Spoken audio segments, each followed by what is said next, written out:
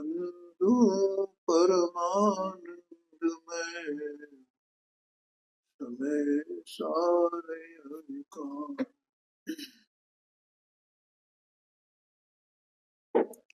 नाटक समय सार में बंद द्वारा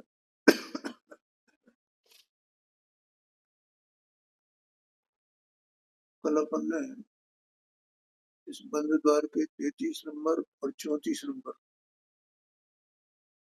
दो छंद पढ़े थे। 33 नंबर के छंद में शिष्य का प्रश्न था कि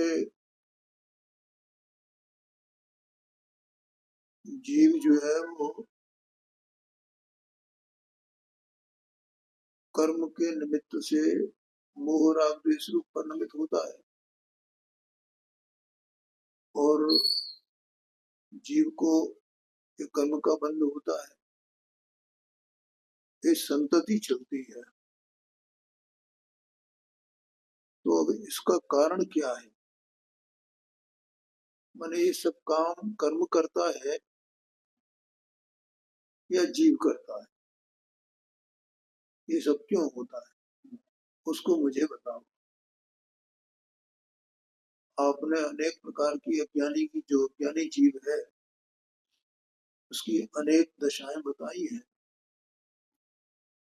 ठीक है, और उसमें ये कहा कि ये कर्म के निमित्त से इस प्रकार का होता है। तो उनमें कौन कारण है? तो उसका उत्तर आचार्य देव ने 34 नंबर की छंद में दिया है। ये कल अपन ने पढ़ा था, इसका अर्थ शायद रह गया है तो अपन अर्थ को पढ़ते हैं।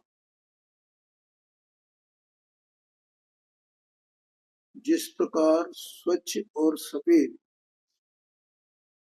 सूर्यकांत अथवा स्फटिक मणि के नीचे अनेक प्रकार के दाग लगाए जावे तो वह अनेक प्रकार का रंग बिरंगा दिखने लगता है। ये जो चेतन वस्तु है ना, मैं बार बार ही कहता हूँ, ये सत्स्वरूप वस्तु है और इसे कर्म की डाक लगती है, ठीक है, और कर्म की डाक से इसकी अवस्था अनेक प्रकार की होती है। आगे और भी उदाहरण देंगे। ये 34 नंबर का आया, 35 नंबर का भी छंद आएगा, उसमें भी लगभग इसी प्रकार की बात करेंगे। यहाँ सूर्यकांत मणि का उदाहरण दिया है, वहां दूसरा दृष्टांत देंगे। तो इस चीज को एक कर्म के निमित्त से होती है इस प्रकार की दशाएं, क्योंकि इसका स्वभाव इसी प्रकार का है। जीव का स्वभाव इसी प्रकार का है। कैसा है कि कर्म के निमित्त में ये इन अनेक प्रकार के भावों रूप परिणमित हो, अनेक प्रकार के विकार रूप परिणमन करे, ये इसका स्वभाव है। जैसे स्फटिक मणि है ना, तो उसको दाग लगाने पर, अलग अलग प्रकार की दाग लगाने पर अलग अलग प्रकार से ये परिणमित होता है, अलग अलग रंगों में होता है। तो वो स्फटिक मणि का स्वभाव है। अगर उसका वैसा स्वभाव नहीं हो तो वो वैसा परिणमन न करे। इसी प्रकार से जीव का भी एक ही स्वभाव है और ये स्वभाव पर्यायगत स्वभाव है। परिणमन की बात है ना, क्या है?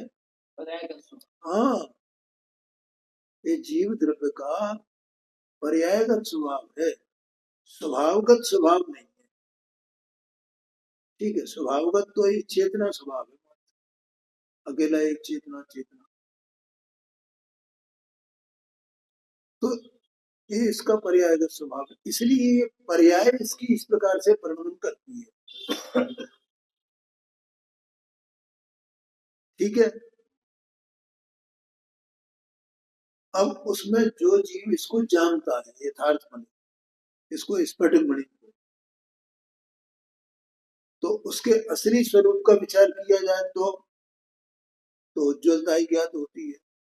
अभी ये इसमें कुछ नहीं हुआ है, उसका यथार्थ स्वरूप पता होना चाहिए।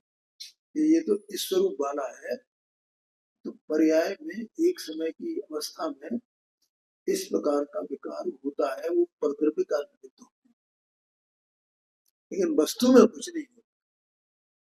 वस्तु अपने स्वभाव रूप वैसी की वैसी है। तो कितनी विचित्रता है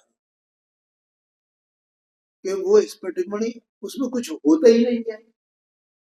हजारों साल तक दाग लगा के वो, तो उसमें क्या होगा? कुछ भी नहीं होगा, कुछ भी नहीं होगा। वो वैसा का वैसे, वैसा का वैसे, उसकी सत्ता वैसी की वैसी। ऐसे ही आत्मा के साथ कर्म अनादि से है, तो भी आत्मा का स्वरूप, आत्मा की सत्ता बिल्कुल वैसी की वैसी, उसमें कुछ होता ही नहीं। तो फिर गड़बड़ी क्या है? तो उज्ज्वलता ही माने धवलता ही ज्ञात होती है किसकी? सूर्यकांत मणि।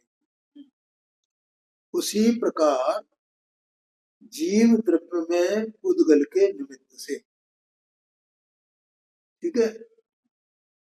अब यहाँ पे एक अपनी बात लगा देना, उद्गल के निमित्त से अनेक प्रकार का विकार होता है, लेकिन ये जीव स्वयं ही अपने अज्ञान से क्या करता है? उस विकार को अपना स्वरूप मानता है, क्योंकि ये अनाद अज्ञानी है ना, तो अनाद से इसने अपना स्वरूप जाना नहीं, और विकार को ही अपना स्वरूप माना है अनाद से। आज भी मान रहा है, अनंत अनंत अनंत अनंत काल पहले भी अपन विकार को ही अपना स्वरूप माना है, तो तब से लगातार प्रति क्षण विकार को अपना स्वरूप माना है, संयोगों में अपनापन किया है। आया समझ में? यहाँ तक कि जीव का ये जो राग द्वेष होते हैं, वो तो विकार है, तो वो इसका स्वरूप नहीं है ना। जो सुख दुख होता है वो भी इसका स्वरूप नहीं है, नहीं आएगा, वो भी विकार में ही जाता है। ये सुख दुख इसका स्वरूप नहीं है, शुभ भाव अशुभ भाव ये इसका स्वरूप नहीं है, ये समझ। राग द्वेष क्रोध मान माया लोभ इत्यादि इत्यादि सभी इसका स्वरूप नहीं, शुभ भाव अशुभ भाव इसका स्वरूप नहीं, सुख दुख इसका स्वरूप। ये सब क्या है? परमार्थता, बस कर्म की उपाधि है, कर्मोदयजन्य भाव है, कर्मोदयजन्य विकार। लेकिन ये अनादि का अज्ञानी है, तो क्या करता है? उसकी ममता के कारण, बस अनाद से, ये ममता अनाद से करता है, ठीक है। और इसका उसमें ममता करना, ये मेरा है, ये मैं हूं, ये अहंकार, और मेरा है ये ममकार, अनाद से इसमें ये करता है। और बस ये अहंकार ममकार करना, इसी का नाम मिथ्यात्व है।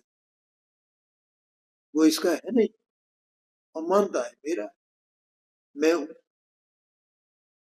इसलिए वो मिथ्यात्व है।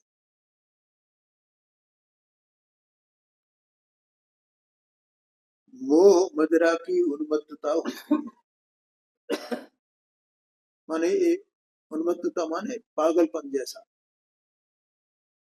जैसे कोई शराब पी ले ना, तो उसको उन्मत्त हो जाता है, उसे कुछ स्पष्ट सुध नहीं रहती, बिल्कुल वैसी इसकी दशा है। इसे कुछ सुध बुध है नहीं, मैं आता ना आलोचना पाठ, कुछ सुध बुध ना है, बिल्कुल ऐसी स्थिति है।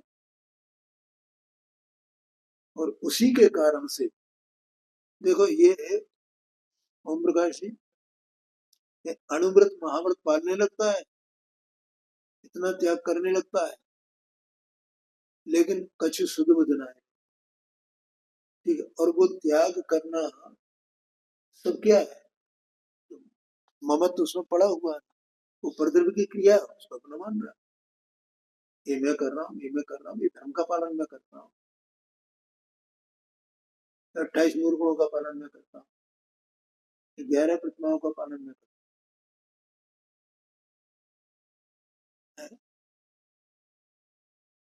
और सम्यक दर्शन के 8 अंग होते हैं, अपने आप को सम्यक दृष्टि माने, मैं तो आत्मा हूं, ऐसा उसमें से पढ़ करके तो अब मुझे 8 अंगों का पालन करना। पर भाई सम्यक दर्शन स्वयं ही 8 अंग स्वरूप है, उसका पालन नहीं करना पड़ता है, वो उसका स्वरूप ही वैसा है, उस स्वरूप को यथावत नहीं जानता है। देखो, तो मोह मदिरा की उन्मत्तता होती है, पर भेद विज्ञान द्वारा सोचा जाए, स्वभाव सोचा जाए, स्वभाव को समझा जाए भेद विज्ञान के द्वारा, ठीक है। अब वो सब ये स्वरूप जान ले, वैसा क्या जान ले कि मैं वास्तव में ऐसा द्रव्य हूं, सत्स्वरूप वस्तु हूं, चेतना स्वभाव, मैं त्रिकाल सत, त्रिकाल मेरा चेतना स्वभाव, आनंद स्वभाव, ऐसा त्रिकाल मेरा स्वरूप है। और अनाज से मेरे कर्म का संयोग है, उस कर्म के निमित्त से मेरी अवस्था में, मेरी अवस्था इस विकार रूप होती है, ठीक है। लेकिन ये मेरा स्वरूप नहीं है, मेरा स्वरूप तो त्रिकाल एक ही है, ये तो कर्मोदय जन्य है, तो बना रहा है कोई, उसमें क्या परेशानी, तो मुझे कोई परेशानी है। भूल क्या क्या हुई, भूली हुई कि उसमें अपनापन किया, ममकार किया, अहंकार किया। अगर ममकार अहंकार न करे तो कर्म तो रहेंगे क्योंकि उत्तर पे, और कर्म रहेंगे तो उनका उदय भी रहेगा, उदय रहेगा तो उनका, उनके कारण से विकार भी होगा, तो विकार हो तो भी ज्ञानी को, तो अपने को, क्योंकि ये मेरा स्वभाव ही है ना इस प्रकार से परिणमन करने का, कि कर्म के निमित्त में मेरी पर्याय इस प्रकार से हो, ये मेरा स्वभाव ही है ना।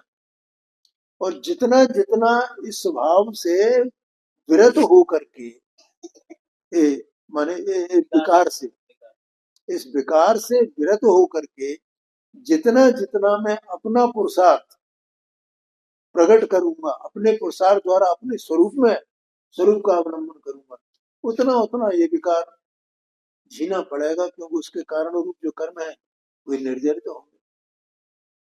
ऐसा मार्ग को जान लेता है, ठीक है। तो उसी को यहाँ कहा भेद विज्ञान द्वारा स्वभाव सोचा जावे। तो सत्य और शुद्ध चैतन्य की वचना भी सुख शांति प्रतीत होती है।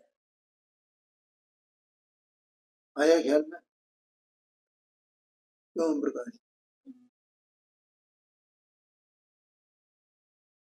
आपको दिन भर में थकान बहुत हो जाती है, मेरा बीपी शाम के टाइम बढ़ता है। अच्छा, तो उसका ये दिखाओ, डॉक्टर दवाई ज्यादा चाहिए, मेरे को दवाई नहीं, नहीं तुम दवाई खाओ आप, मेरे को घबराहट होती है दवाई, तो डॉक्टर को बताओ ना, किसी दूसरे डॉक्टर को बता दो। 3% बीपी का खून परीक्षा करने वाली चलती रहती है, डॉक्टर तो मेरा चलती, क्योंकि क्या है कि ये बीपी का बढ़ना बहुत खतरनाक, बहुत खतरनाक, इसलिए उसकी सावधानी रखो। और बीपी का वो करवाओ कि क्यों बढ़ता है, ऊपर तो पीछे नहीं बताते कारण ये बोल नहीं पाते,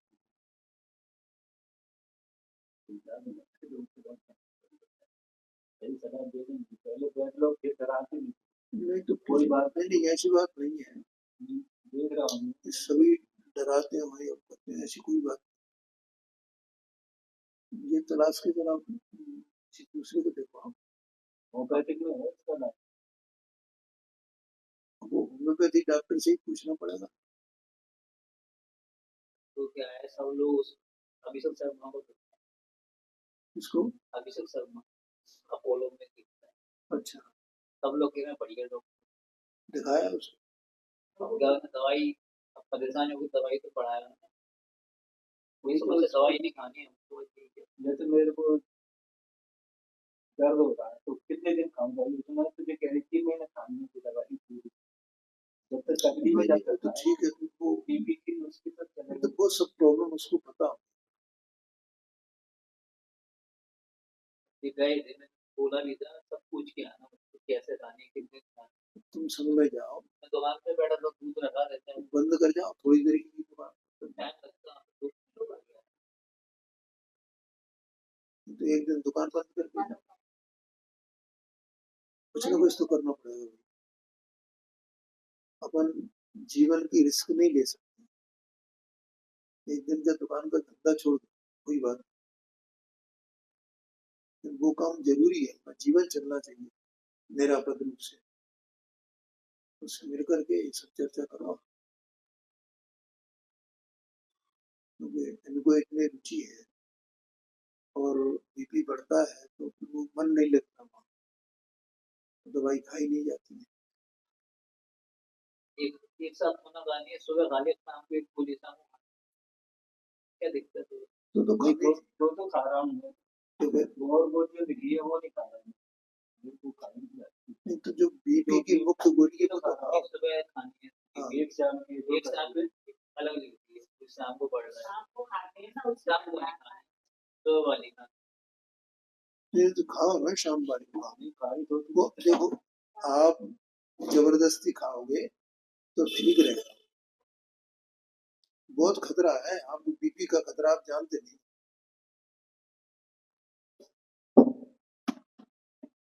इसलिए उसे बिल्कुल नेगलेक्ट मत करो, डॉक्टर के अनुसार चलना ही पड़ेगा। अपना जीवन निरापद चाहिए अपने को, तो डॉक्टर के अनुसार चलना पड़ेगा।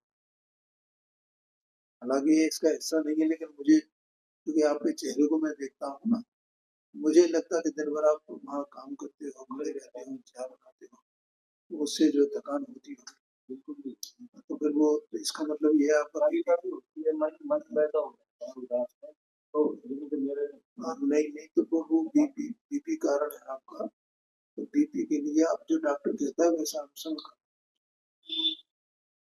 तो आप आदत पड़ जाएगी, तो लेनी है तो लेनी, उसमें क्या है। और वो खून पतला करने का एक गोली देता है वो, खाता हूँ डेली। देखो, अब इसी संबंध में जो जीव की दशा है कर्म के निमित्त से, उस पर एक दृष्टांत और देते हैं, यहाँ लिखा है पुनः। तो पहले अपन इसका वाचन करते हैं। जैसे मही मंडल में नदी को प्रवाह एक, ताई में अनेक भांति नीर की ढरने, पाथर को जोड़ता घर की मरोर होते, सागर की खानता ढल की चरने, उनकी चकोरता चंचल तरंग उठे, उनकी निचानता उनकी परने है, जैसे एक आत्मा अनंत रस उदगल, दोनों के संयोग में निभाव की बरनी। तो नदी का दृष्टांत दिया है, जैसे मही मंडल में, माने धरती पे नदी को प्रवाह एक, नदी है, नदी का अस्तित्व है और उसका प्रवाह है, ठीक है। ताही में अनेक भांत नीर की ढरन है, उसका जो पानी है, पानी का बहाव है, ठीक, नीर की ढरन माने पानी का बहाव, उसका प्रवाह, तो उस प्रवाह की अनेक दशाएं होती, ठीक है। ऐसे ही उत्पाद व द्रव्यात्मक गुण पर्यायात्मक चेतना स्वभाव वही सत्स्वरूप वस्तु आत्मा है, ठीक है। तो इसका जो उत्पाद रूप जो पर्याय है, परिणाम है, तो परिणाम तो अनादि अनंत है, तो उस परिणाम में कर्म के निमित्त से अनेक अवस्थाएं होती हैं।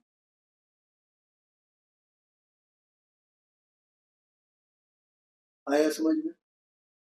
जैसे पानी की अनेक अवस्थाएं होती हैं, ऐसी इस चेतना स्वभावी आत्मा के परिणमन में अनेक अवस्थाएं होती हैं।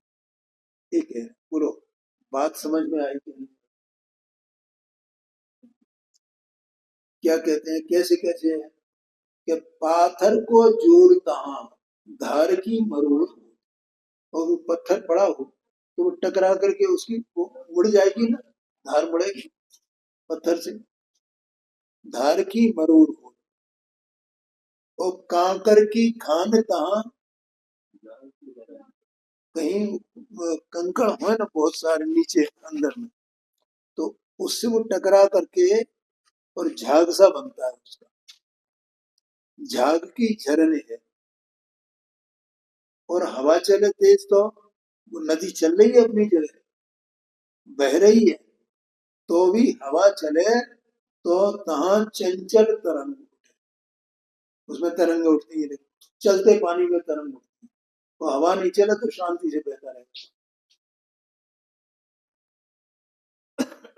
भूम की निचान तहां भौर की परण है, जहाँ मतलब गहराई हो, तो गहराई होने पर जैसे ऊंचाई से गहराई में जाए तो वो भंवर पड़ जाती है उसमें।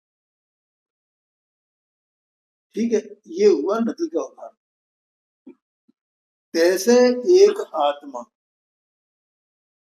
इसी प्रकार से आत्मा एक वस्तु है। अनंत रस पुद्गल, और पुद्गल के अनंत रूप है। दुहू के संयोग में विभाव की भरण है, दोनों का संयोग है। ठीक है, जैसे जमीन का और नदी के पानी का प्रवाह का, वहां उसमें नदी में जो पत्थर वत्थर ये तो अन्य वस्तु है, तो पानी अलग वस्तु है। ठीक है, वो पानी बह रहा है तो वो पत्थरों का इसका उसका निमित्त पा करके जैसे उसमें अलग अलग रूप बनते हैं, वैसे ही पुद्गल के निमित्त से जो चेतन जीव है उसकी परिणति में अलग अलग प्रकार के अनेक अनेक प्रकार के विभाव या विकार उत्पन्न होते हैं, ऐसा कहते हैं। देखो अर्थ है यहाँ पर, जिस प्रकार के पृथ्वी तल पर यद्यपि नदी का प्रवाह एक रूप होता है, तो भी पानी की अनेक अवस्थाएं होती हैं। सामान्य पने अपन देखा तो नदी बह रही है, नदी चल रही है, नदी को ही देखा, पत्थर वत्थर को नहीं देखा, उसको उनके भेदों को नहीं देखा,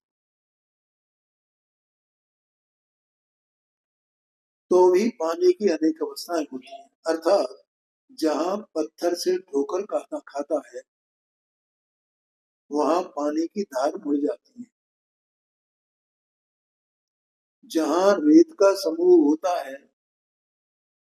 वहां फैन पड़ जाता है। जहाँ हवा का झकोरा मिला वहां लहरें उठती हैं। जहाँ धरती ढालू होती है वहां भंवर पड़ती है। देखो पंडित जी साहब ने कैसी बारीकी से उसका निरीक्षण किया नदी का, तो क्या क्या होता है, कभी ऐसा देखा हो? और ये भी तभी संभव है जब पानी निर्मल हो नदी का, तो ही पहचान पाएगा ना, नहीं तो कैसे पहचान? पहले नदियां ऐसी हुआ करती थी, पर निर्मल साफ सुथरा पानी बहता था, है? हाँ, कुछ नहीं था। उसी प्रकार एक आत्मा में भांति भांति के पुद्गलों का संयोग होने से अनेक प्रकार की विभाव परिणति होती है। भांति भांति के पुद्गलों का संयोग माने ज्ञानावरणाधिकार कर्म है ना, तो 8 कर्म हैं और 148 प्रवृत्तियां हैं। ठीक है, और उनका जो फल आता है, उनके फल के जो पर्याय होती हैं तो उन पर्यायों के भी एक एक पर्याय के वो अभिभाव प्रतिच्छेद होते हैं उनकी शक्ति के। आया कि नहीं आया? अब देखो सामान्यपने देखा जाए तो जितनी जीव राशि जगत में है सभी को सामान्यपने 8 प्रकार के कर्म का बंध है ना संसारी जीवों के, ठीक है। और उन 8 प्रकार के कर्मों की 148 प्रकृतियां भी सभी जीवों के हैं ना। सामान्य प्रकार से देखा जाए तो 4 प्रकार का बंध सभी जीवों को होता है ना, प्रदेश बंध, प्रकृति बंध, स्थिति बंध और कर्म, ठीक है। लेकिन उनके उन प्रकृतियों के उदय से मालूम पड़ता है कि सब जीवों के औपाधिक भाव न्यारे न्यारे हैं। क्या कहा? यहाँ पे ये लिखा ना अनंत रसपुद्गल, ऐसा जो आया था और इसमें दे दिया 5 मास के पुद्गलों का संयोग।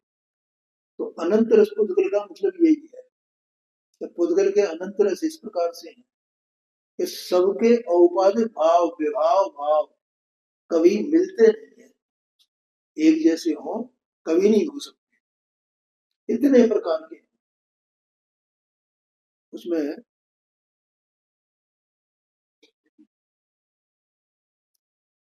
ये मोक्षणा प्रकाशक की में अंत में वो 2 चिट्ठियां थी, एक उपादान निमित्त की चिट्ठी और एक परमार्थ वचन का। तो उसमें से किसी में ये चर्चा आई, इसमें आई बनारसी दास जी की। हाँ हाँ, दोनों बनारसी दास जी के हैं वो। उसमें चर्चा आई है कि एक जीव की परिणति, जैसे अनंत जीव राशि है ना, तो एक काल में एक जीव की परिणति दूसरे जीव की परिणति से नहीं मिलती है। सबके परिणाम ही न्यारे न्यारे हो रहे हैं हर समय, किसी भी जीव का परिणाम दूसरे जीव के परिणाम से नहीं मिलता। अब जैसे उसमें तत्व सूत्र में आता है कि 4 प्रकार की आयु होती है ना, तो अब मनुष्य आयु है, तो मनुष्य आयु का बंध कैसे होता है? नहीं नहीं, अल्प आरंभ परिग्रहत्वम मनुष्य आयु से, ऐसा है ना, तो मनुष्य आयु का बंध अल्प आरंभ और अल्प परिग्रह के परिणाम जिसके होते हैं उसके होता है। अब ऐसे बहुत से जीव होंगे जिनके अल्प आरंभ और अल्प परिग्रह के परिणाम होंगे, तो भी जब उनका फल आएगा तो सब जीवों को अलग अलग प्रकार का आएगा ना, सब मनुष्य बनेंगे लेकिन सब एक जैसी शकल वाले तो नहीं होंगे, एक ही कुल में तो जन्म नहीं लेंगे, हैं? सबके अलग अलग प्रकार के होंगे। क्यों ऐसा क्यों?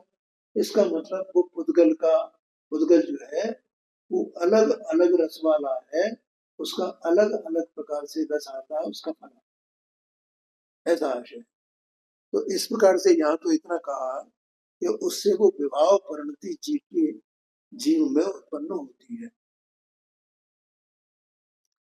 अब यहाँ पर जड़ और चेतन दोनों की पृथकता बताते हैं। देखो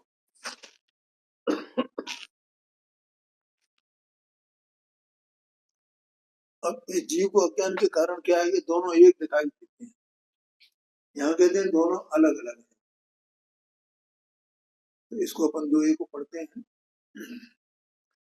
चेतन लक्षण आत्मा, जड़ लक्षण तन जाल, तन की ममता त्याग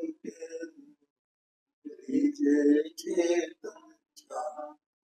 देखो आत्मा का लक्षण क्या है, आत्मा की पहचान क्या है? आत्मा का लक्षण, आत्मा की पहचान चेतना है। सुबह लक्षण की बात आई थी ना, योग। हाँ, और तन का लक्षण, शरीर का लक्षण जड़, जड़ता, अचेतनता।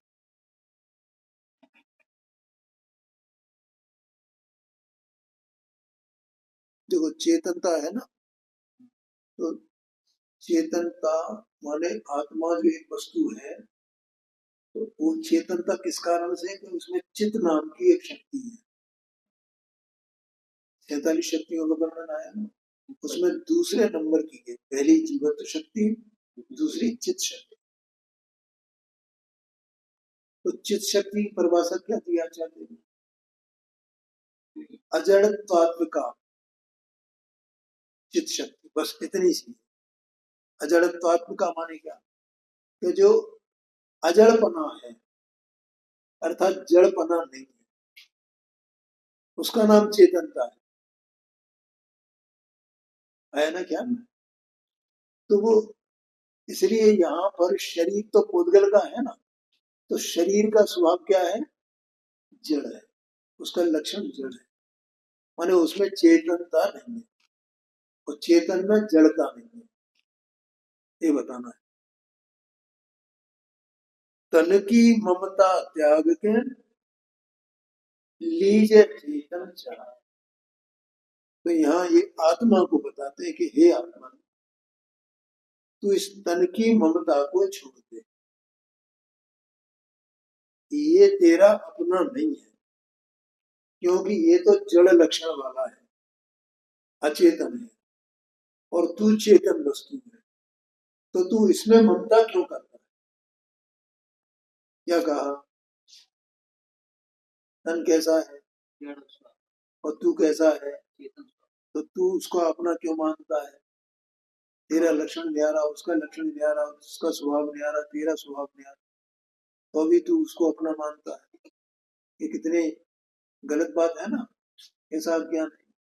इसलिए उसकी ममता छोड़ दे, ये मेरा है, ये मेरा है, ऐसा मानना छोड़ करके, और एक अपनी जो चेतनता है, उस चेतनता स्वभाव को ही अपना जान, ये मेरा मेरा चेतन स्वभाव, ऐसा भेद विज्ञान के द्वारा। और जानने वाला तो यही है, तो अपने ज्ञान में ऐसे निर्णय कर। इसलिए कहा तन की ममता त्याग के लीजिए चेतन चाह। अर्थ दिया है आत्मा का लक्षण चेतना है, और शरीर आदि का लक्षण जड़ है, तो शरीर आदि से ममत्व छोड़कर शुद्ध चैतन्य का ग्रहण करना उचित।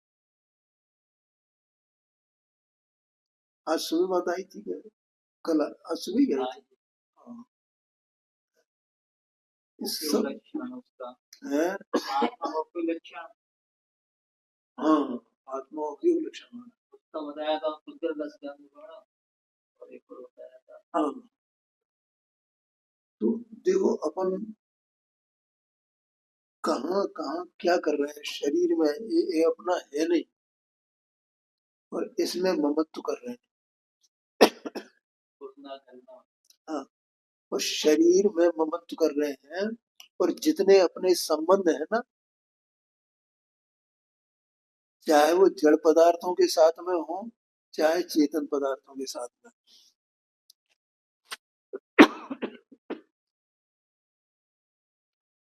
जितने औपचारिक संबंध, वो सब शरीर के कारण। हमने शरीर को अपना माना, जो जड़ है, हम चेतन है। हम कौन है? हम चेतन है, और हम अपने चेतन को, अपनी चेतन आत्मा को अपना नहीं जाने, और शरीर को अपना जाने, अपना माने। तो शरीर से जिनके संबंध हैं, उन सब में अपना मत हो गया ना, और शरीर से ममता छूटी तो सबसे संबंध छूट गया। इसलिए मुख्य रूप से इस शरीर में ममता त्यागने योग्य। ठीक है, वे संबंध तो औपचारिक संबंध है, परमार्थ संबंध नहीं है, और लौकिक संबंध है, सांसारिक संबंध है। परमार्थ संबंध वे नहीं है, धर्म के संबंध वे नहीं। तो वे संबंध बने भी रहे, बने ही रहे, तो भी क्या है, मान्यता तो अपनी है ना, अपन नहीं माने, तो दोनों बातें चल सकती है ना, कि संबंध भी बने रहे और माने भी नहीं, ये दोनों काम हो सकते हैं। जो ऐसा मानते हैं वे ज्ञानी होते हैं। इसलिए अब अगला जो छंद है ना, वो ज्ञानी के संबंध में ही है। आत्मा की शुद्ध परिणति। अब समय हो गया है, इसलिए आज चर्चा समाप्त।